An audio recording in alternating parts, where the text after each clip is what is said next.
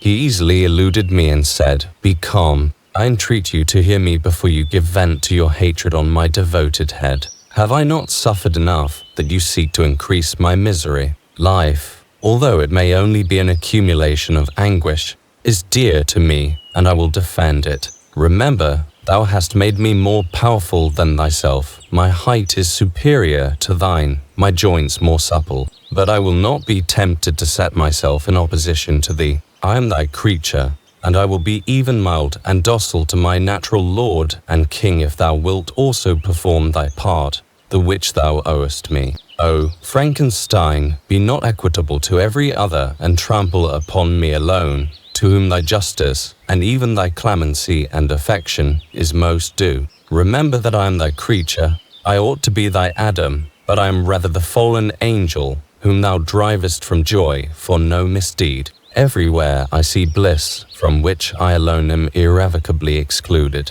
I was benevolent and good. Misery made me a fiend. Make me happy, and I shall again be virtuous. Begone, I will not hear you. There can be no community between you and me. We are enemies. Begone, or let us try our strength in a fight in which one must fall. How can I move thee? Will no entreaties cause thee to turn a favourable eye upon thy creature, who implores thy goodness and compassion? Believe me, Frankenstein, I was benevolent. My soul glowed with love and humanity. But am I not alone, miserably alone? You, my creator, abhor me. What hope can I gather from your fellow creatures, who owe me nothing? They spurn and hate me. The desert mountains and dreary glaciers are my refuge. I have wandered here many days. The caves of ice, which I only do not fear, are a dwelling to me, and the only one which man does not grudge. These bleak skies I hail, for they are kinder to me than your fellow beings.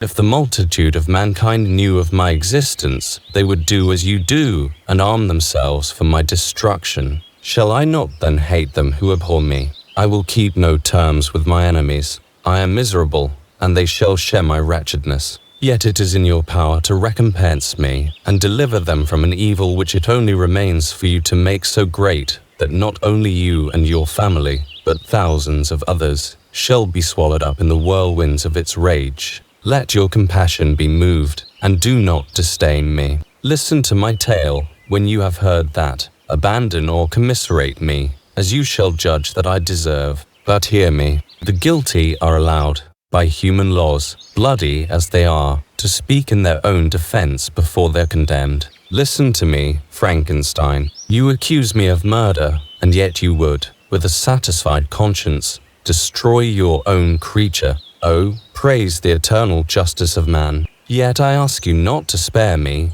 Listen to me, and then, if you can, and if you will, destroy the work of your hands. Why do you call to my remembrance, I rejoined, circumstances of which I shudder to reflect, that I have been the miserable origin and author. Cursed be the day, abhorred devil, in which you first saw light. Cursed, although I curse myself, be the hands that formed you. You have made me wretched beyond expression. You have left me no power to consider whether I am just to you or not. Begone, relieve me from the sight of your detested form. Thus I relieve thee, my creator, he said, and placed his hated hands before my eyes, which I flung from me with violence. Thus I take from thee a sight which you abhor. Still thou canst listen to me and grant me thy compassion. By the virtues that I once possessed, I demand this from you. Hear my tale. It is long and strange, and the temperature of this place is not fitting to your fine sensations.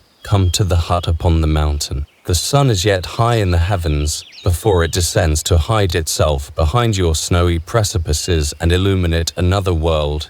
You will have heard my story and can decide. On you it rests, whether I quit forever the neighborhood of man and lead a harmless life, or become the scourge of your fellow creatures and the author of your own speedy ruin. As he said this, he led the way across the ice. I followed.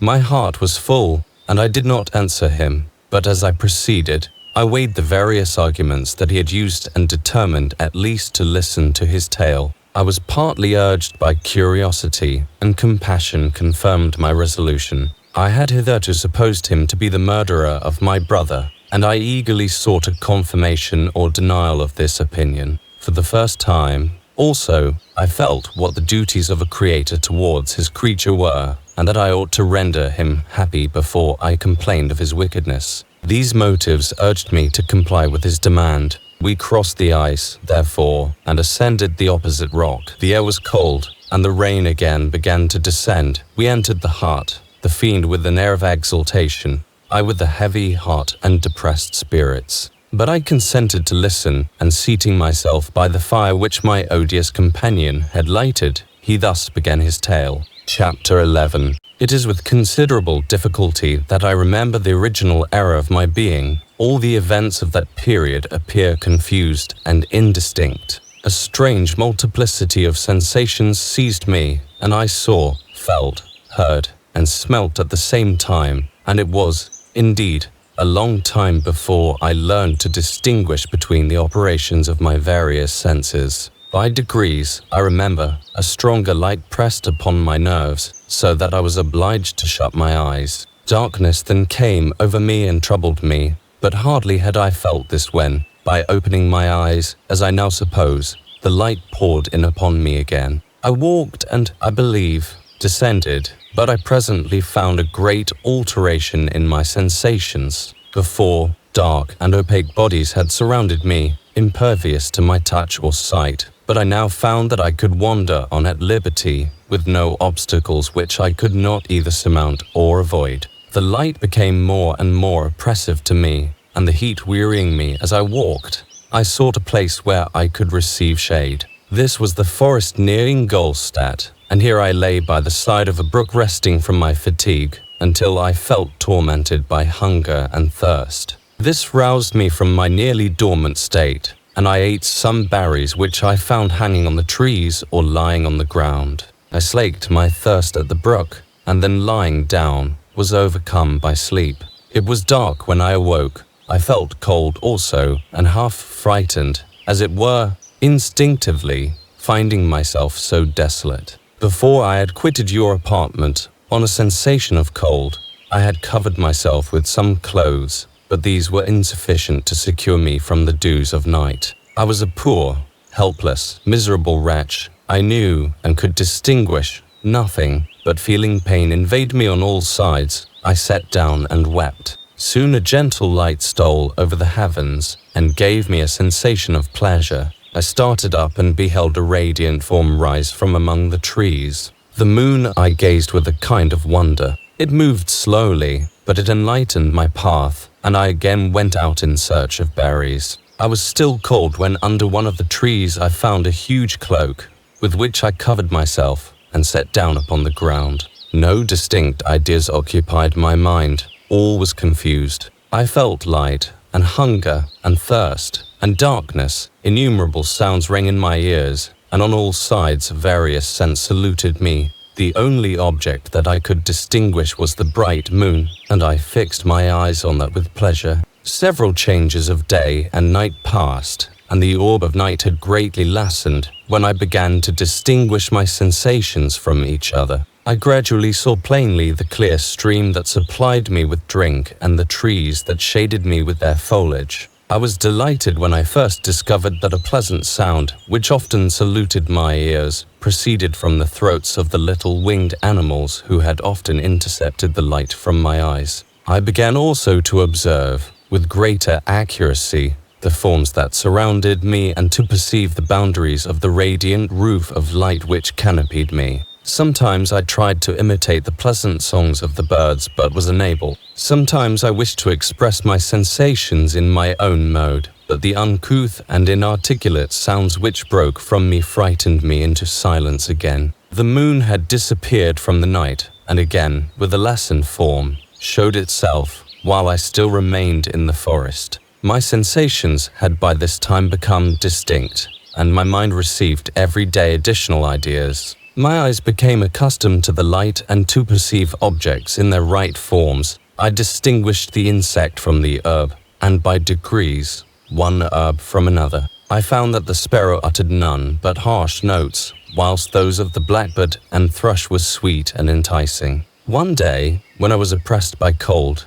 I found a fire which had been left by some wandering beggars, and was overcome with delight at the warmth I experienced from it. In my joy, I thrust my hand into the live embers, but quickly drew it out again with a cry of pain. How strange, I thought, that the same cause should produce such opposite effects. I examined the materials of the fire, and to my joy found it to be composed of wood. I quickly collected some branches, but they were wet and would not burn. I was pained at this and sat still watching the operation of the fire. The wet wood which I had placed near the heat dried, and itself became inflamed. I reflected on this, and by touching the various branches, I discovered the cause and busied myself in collecting a great quantity of wood, that I might dry it and have a plentiful supply of fire. When night came on and brought sleep with it, I was in the greatest fear lest my fire should be extinguished. I covered it carefully with dry wood and leaves and placed wet branches upon it, and then, spreading my cloak, I lay on the ground and sank into sleep. It was morning when I awoke, and my first care was to visit the fire. I uncovered it, and a gentle breeze quickly fanned it into a flame. I observed this also and contrived a fen of branches, which roused the embers when they were nearly extinguished. When night came again, I found, with pleasure, that the fire gave light as well as heat, and that the discovery of this element was useful to me in my food. For I found some of the offals that the travellers had left had been roasted, and tasted much more savoury than the berries I gathered from the trees. I tried, therefore, to dress my food in the same manner, placing it on the live embers. I found that the berries were spoiled by this operation, and the nuts and roots much improved. Food, however, became scarce, and I often spent the whole day searching in vain for a few acorns to assuage the pangs of hunger. When I found this, I resolved to quit the place that I had hitherto inhabited, to seek for one where the few wants I experienced would be more easily satisfied. In this emigration I exceedingly lamented the loss of the fire which I had obtained through accident, and knew not how to reproduce it. I gave several hours to the serious consideration of this difficulty, but I was obliged to relinquish all attempt to supply it, and wrapping myself up in my cloak, I struck across the wood towards the setting sun. I passed 3 days in these rambles and at length discovered the open country. A great fall of snow had taken place the night before, and the fields were of one uniform white. The appearance was disconsolate, and I found my feet chilled by the cold, damp substance that covered the ground. It was about 7 in the morning, and I longed to obtain food and shelter. At length I perceived a small hut on a rising ground, which had doubtless been built for the convenience of some shepherd. This was a new sight to me, and I examined the structure with great curiosity. Finding the door open, I entered. An old man sat in it, near a fire, over which he was preparing his breakfast. He turned on hearing a noise, and perceiving me, shrieked loudly, and quitting the hut, ran across the fields with a speed of which his debilitated form hardly appeared capable. His appearance, different from any I had ever before seen, and his flight somewhat surprised me, but I was enchanted by the appearance of the hut. Here the snow and rain could not penetrate, the ground was dry, and it presented to me then as exquisite and divine a retreat as pandemonium appeared to the demons of hell after their sufferings in the lake of fire. I greedily devoured the remnants of the shepherd's breakfast, which consisted of bread, cheese, milk, and wine. The latter, however, I did not like. Then, overcome by fatigue, I lay down among some straw and fell asleep. It was noon when I awoke, and allured by the warmth of the sun, which shone brightly on the white ground, I determined to recommence my travels, and, depositing the remains of the peasant's breakfast in a wallet I found, I proceeded across the fields for several hours, until at sunset I arrived at a village. How miraculous did this appear! The huts, the neater cottages, and stately houses engaged my admiration by turns. The vegetables in the gardens, the milk and cheese that I saw placed at the windows of some of the cottages, allured my appetite. One of the best of these I entered, but I had hardly placed my foot within the door before the children shrieked, and one of the women fainted. The whole village was roused. Some fled, some attacked me, until, grievously bruised by stones and many other kinds of missile weapons, I escaped to the open country and fearfully took refuge in a low hovel, quite bare, and making a wretched appearance after the palaces I had beheld in the village. This hovel, however, joined a cottage of a neat and pleasant appearance, but after my late dearly bought experience, I dared not enter it. My place of refuge was constructed of wood, but so low that I could with difficulty sit upright in it. No wood, however, was placed on the earth, which formed the floor, but it was dry, and although the wind entered it by innumerable chinks, I found it an agreeable asylum from the snow and rain. Here, then, I retreated and laid down happy to have found a shelter, however miserable, from the inclemency of the season, and still more from the barbarity of man. As soon as morning dawned, I crept from my kennel, that I might view the adjacent cottage and discover if I could remain in the habitation I had found. It was situated against the back of the cottage and surrounded on the sides, which were exposed by a pigsty and a clear pool of water. One part was open, and by that I had crept in, but now I covered every crevice by which I might be perceived with stones and wood, yet in such a manner that I might move them on occasion to pass out. All the light I enjoyed came through the sty, and that was sufficient for me. Having thus arranged my dwelling and carpeted it with clean straw, I retired, for I saw the figure of a man at a distance, and I remembered too well my treatment the night before to trust myself in his power. I had first, however, provided for my sustenance for that day by a loaf of coarse bread, which I purloined, and a cup with which I could drink more conveniently than from my hand of the pure water which flowed by my retreat. The floor was a little raised, so that it was kept perfectly dry, and by its vicinity to the chimney of the cottage it was tolerably warm. Being thus provided, I resolved to reside in this hovel until something should occur which might alter my determination. It was indeed a paradise compared to the bleak forest, my former residence, the rain-dropping branches, and dank earth. I ate my breakfast with pleasure and was about to remove the plank to procure myself a little water when I heard a step, and looking through a small chink, I beheld a young creature with a pail on her head, passing before my hovel. The girl was young and of gentle demeanour, unlike what I have since found cottagers and farmhouse servants to be. Yet she was meanly dressed, a coarse blue petticoat and a linen jacket being her only garb. Her fair hair was plaited but not adorned. She looked patient yet sad. I lost sight of her, and in about a quarter of an hour she returned bearing the pail, which was now partly filled with milk. As she walked along, seemingly incommoded by the burden, a young man met her, whose countenance expressed a deeper despondence. Uttering a few sounds with an air of melancholy, he took the pail from her head and bore it to the cottage himself. She followed, and they disappeared. Presently I saw the young man again, with some tools in his hand, cross the field behind the cottage, and the girl was also busied, sometimes in the house and sometimes in the yard. On examining my dwelling, I found that one of the windows of the cottage had formerly occupied a part of it, but the panes had been filled up with wood. In one of these was a small and almost imperceptible chink through which the eye could just penetrate. Through this crevice a small room was visible, whitewashed and clean but very bare of furniture. In one corner, near a small fire, sat an old man, leaning his head on his hands in a disconsolate attitude. The young girl was occupied in arranging the cottage,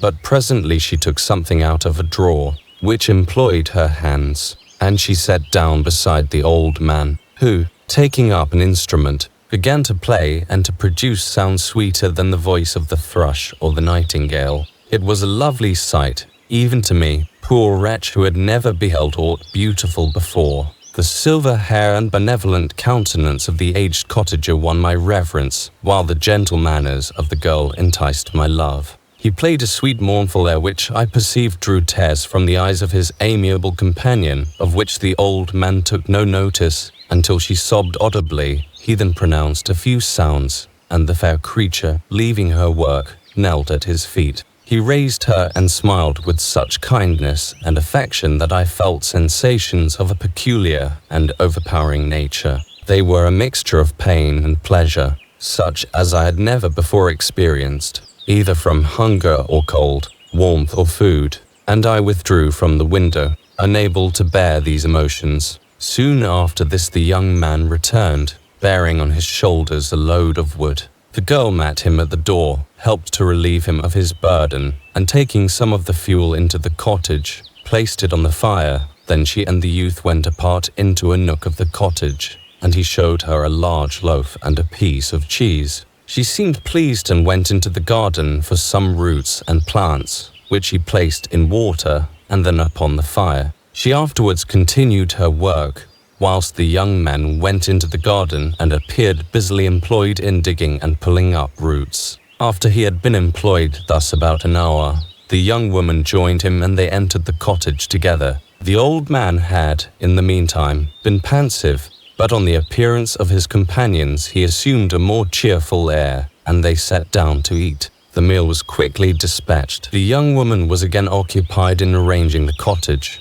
The old man walked before the cottage in the sun for a few minutes, leaning on the arm of the youth. Nothing could exceed in beauty the contrast between these two excellent creatures. One was old, with silver hairs and a countenance beaming with benevolence and love. The younger was slight and graceful in his figure, and his features were molded with the finest symmetry, yet his eyes and attitude expressed the utmost sadness and despondency. The old man returned to the cottage, and the youth, with tools different from those he had used in the morning, directed his steps across the fields. Night quickly shut in, but to my extreme wonder, I found that the cottagers had a means of prolonging light by the use of tapers, and was delighted to find that the setting of the sun did not put an end to the pleasure I experienced in watching my human neighbors. In the evening the young girl and her companion were employed in various occupations which I did not understand,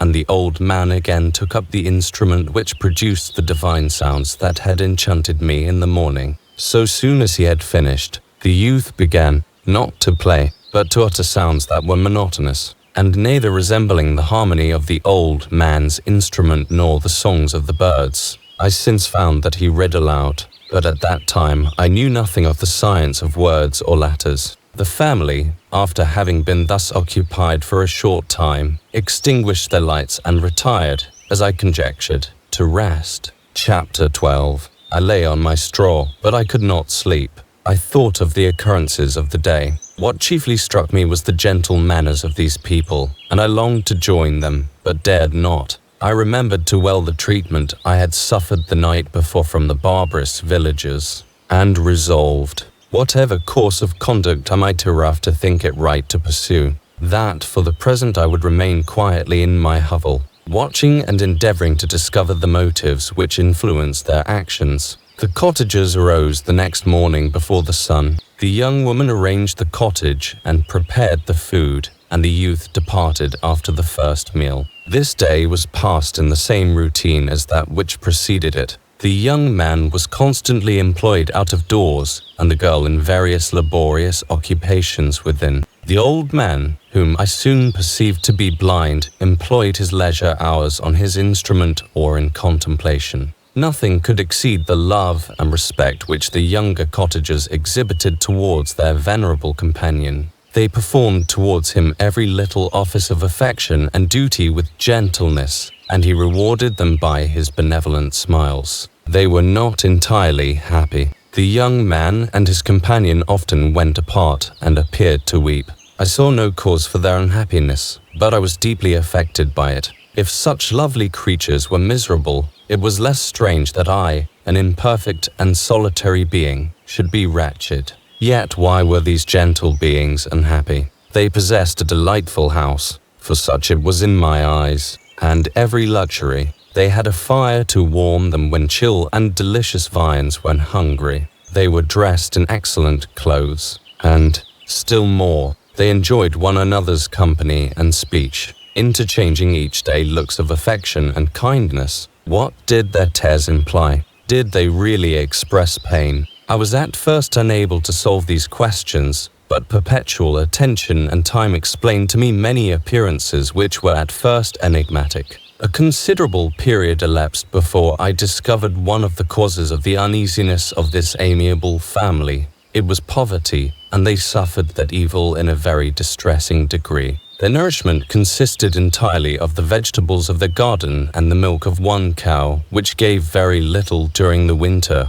when its masters could scarcely procure food to support it. They often, I believe, suffered the pangs of hunger very poignantly, especially the two younger cottagers, for several times they placed food before the old man when they reserved none for themselves. This trait of kindness moved me sensibly. I had been accustomed, during the night, to steal a part of their store for my own consumption, but when I found that in doing this I inflicted pain on the cottagers, I abstained and satisfied myself with berries, nuts, and roots which I gathered from a neighboring wood. I discovered also another means through which I was enabled to assist their labors. I found that the youth spent a great part of each day in collecting wood for the family fire, and during the night I often took his tools, the use of which I quickly discovered, and brought home firing sufficient for the consumption of several days. I remember the first time that I did this, the young woman, when she opened the door in the morning, appeared greatly astonished on seeing a great pile of wood on the outside. She uttered some words in a loud voice, and the youth joined her, who also expressed surprise. I observed, with pleasure, that he did not go to the forest that day, but spent it in repairing the cottage and cultivating the garden. By degrees, I made a discovery of still greater moment. I found that these people possessed a method of communicating their experience and feelings to one another by articulate sounds. I perceived that the words they spoke sometimes produced pleasure or pain, smiles or sadness, in the minds and countenances of the hearers. This was indeed a godlike science, and I ardently desired to become acquainted with it. But I was baffled in every attempt I made for this purpose. Their pronunciation was quick, and the words they uttered, not having any apparent connection with visible objects, I was unable to discover any clue by which I could unravel the mystery of their reference. By great application, however, and after having remained during the space of several revolutions of the moon in my hovel, I discovered the names that were given to some of the most familiar objects of discourse. I learned and applied the words fire, milk, bread, and wood. I learned also the names of the cottagers themselves. The youth and his companion had each of them several names, but the old man had only one, which was father. The girl was called sister or Agatha, and the youth Felix, brother or son. I cannot describe the delight I felt when I learned the ideas appropriated to each of these sounds and was able to pronounce them. I distinguished several other words without being able as yet to understand or apply them, such as good, dearest, unhappy. I spent the winter in this manner. The gentle manners and beauty of the cottagers greatly endeared them to me. When they were unhappy, I felt depressed. When they rejoiced, I sympathized in their joys. I saw few human beings besides them, and if any other happened to enter the cottage, their harsh manners and rude gait only enhanced to me the superior accomplishments of my friends. The old man, I could perceive, often endeavored to encourage his children, as sometimes I found that he called them to cast off their melancholy. He would talk in a cheerful accent, with an expression of goodness that bestowed pleasure even upon me. Agatha listened with respect, her eyes sometimes filled with tears, which she endeavored to wipe away unperceived, but I generally found that her countenance and tone were more cheerful after having listened to the exhortations of her father. It was not thus with Felix. He was always the saddest of the group, and even to my unpracticed senses, he appeared to have suffered more deeply than his friends. But if his countenance was more sorrowful, his voice was more cheerful than that of his sister, especially when he addressed the old man. I could mention innumerable instances which, although slight, marked the dispositions of these amiable cottagers. In the midst of poverty and want, Felix carried with pleasure to his sister the first little white flower that peeped out from beneath the snowy ground. Early in the morning, before she had risen, he cleared away the snow that obstructed her path to the milk house,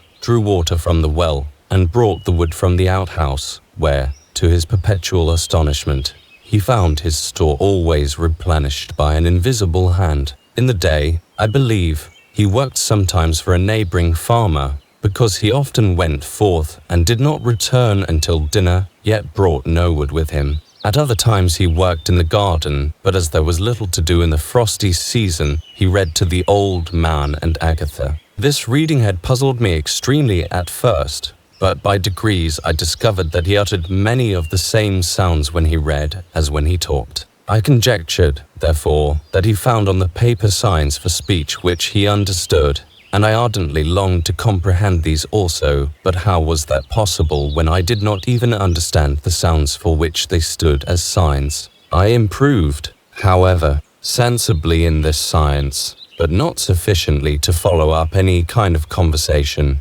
although I applied my whole mind to the endeavor, for I easily perceived that, although I eagerly longed to discover myself to the cottagers, I ought not to make the attempt until I had first become master of their language, which knowledge might enable me to make them overlook the deformity of my figure, for with this also the contrast perpetually presented to my eyes had made me acquainted. I had admired the perfect forms of my cottagers, their grace, beauty, and delicate complexions, but how was I terrified when I viewed myself in a transparent pool. At first I started back, unable to believe that it was indeed I who was reflected in the mirror, and when I became fully convinced that I was in reality the monster that I am, I was filled with the bitterest sensations of despondence and mortification. Alas, I did not yet entirely know the fatal effects of this miserable deformity. As the sun became warmer and the light of day longer, the snow vanished, and I beheld the bare trees and the black earth. From this time Felix was more employed, and the heart-moving indications of impending famine disappeared. Their food, as I afterwards found, was coarse, but it was wholesome, and they procured a sufficiency of it. Several new kinds of plants sprang up in the garden, which they dressed, and these signs of comfort increased daily as the season advanced. The old man, leaning on his son, walked each day at noon, when it did not rain, as I found it was called when the heavens poured forth its waters. This frequently took place, but a high wind quickly dried the earth, and the season became far more pleasant than it had been. My mode of life in my hovel was uniform. During the morning I attended the motions of the cottagers, and when they were dispersed in various occupations, I slept. The remainder of the day was spent in observing my friends. When they had retired to rest, if there was any moon or the night was starlight, I went into the woods and collected my own food and fuel for the cottage. When I returned,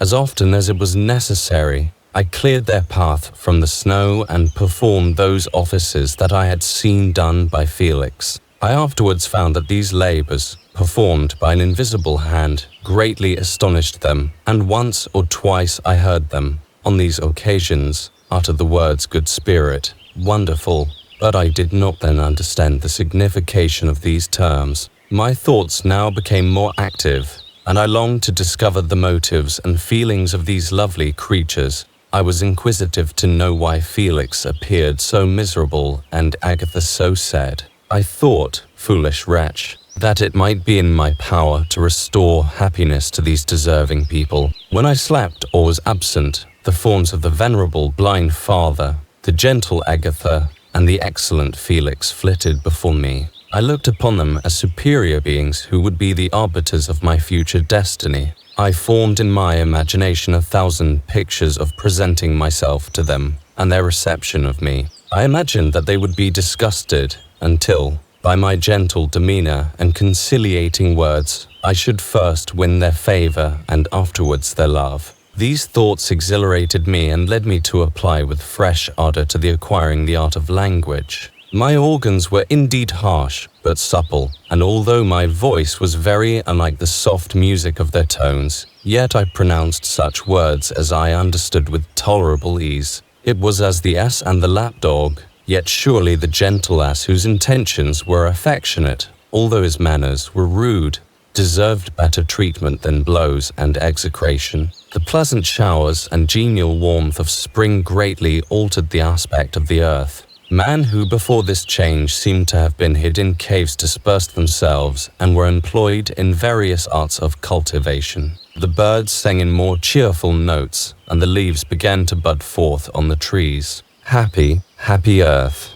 fit habitation for gods, which, so short a time before, was bleak, damp, and unwholesome. My spirits were elevated by the enchanting appearance of nature. The past was blotted from my memory, the present was tranquil, and the future gilded by bright rays of hope and anticipations of joy. Chapter 13. I now hasten to the more moving part of my story. I shall relate events that impressed me with feelings which, from what I had been, have made me what I am. Spring advanced rapidly, the weather became fine and the skies cloudless. It surprised me that what before was desert and gloomy should now bloom with the most beautiful flowers and verdure. My senses were gratified and refreshed by 1,000 scents of delight and 1,000 sights of beauty. It was on one of these days, when my cottagers periodically rested from labor, the old man played on his guitar, and the children listened to him, that I observed the countenance of Felix was melancholy beyond expression. He sighed frequently,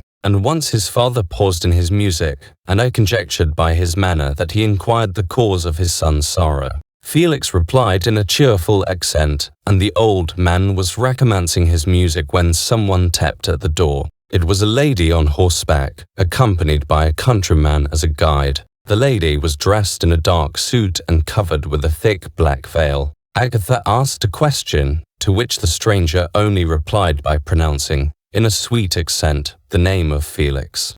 Her voice was musical but unlike that of either of my friends.